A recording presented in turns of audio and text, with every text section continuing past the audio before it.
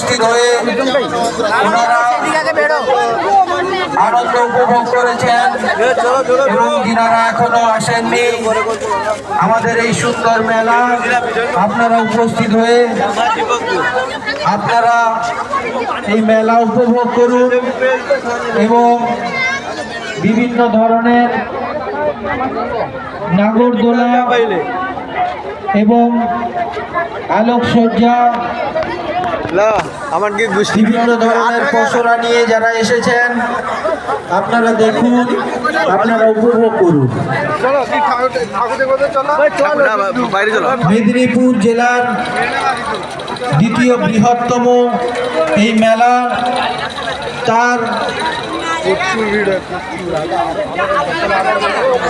সাফল্য কামনা করি আপনাদের উপস্থিতিতে।